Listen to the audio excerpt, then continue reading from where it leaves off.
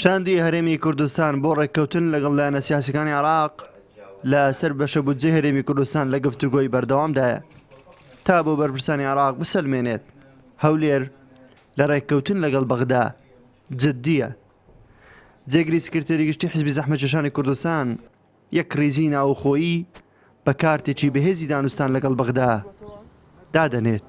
کاتێک تۆ لە موقعێکی بەهێز دەتوانی دانوسان بکەی کە یەک گرتوبی و یەکێتی و یەک ڕیزی وە پشتیوانی خەڵکەکەت هەبی بۆیە بە تاکید ئێمە گەر بمانەوێ لە دانوسانەکانی ئێستای حکوومەتی هەرێمی کوردستان و حکوومەتی فیدرال موقعەتی هەرێمی کوردستان بەهێزبی بە تاکید ئەوەیە کە هەموو فراکسیۆنە کوردستانیەکان بەبێ جیاوازی لە بەغدا بە یەک ئاراستە کار بکەن و داکۆچی و دیفاع لە ماف و ئستحقاقاتی خەڵکی کوردستان بکەن.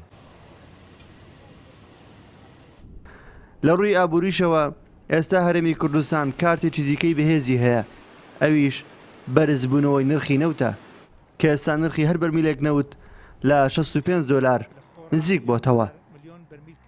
هەموو زیادبوونی نەوت بۆ هەرێمی کوردستان و عێراق سوودی هەیە.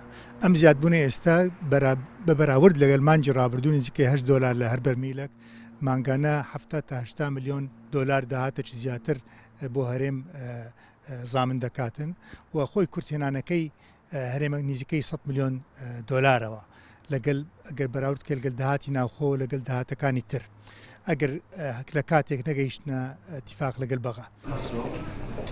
بەپێی ڕێککەوتنی نێوان حکوومەتی هەرێمی کوردستان و حکوومەتی عێراق هەولێر ئامادەیە مانگانە 250,000 بەرمیل نەوت لە ڕێگەی کۆمپانیای سۆمۆ بفرۆشێت.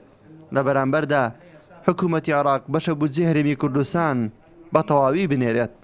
شاندی دانوستانکاریش بۆ جێگیرکردنی ئەم بڕگەیە لە یاسای بودجێی 2021 چەند ڕۆژێکە لە بەغدان. نەورۆز عەبدوڵڵا، کوردستان 24 هەولێر.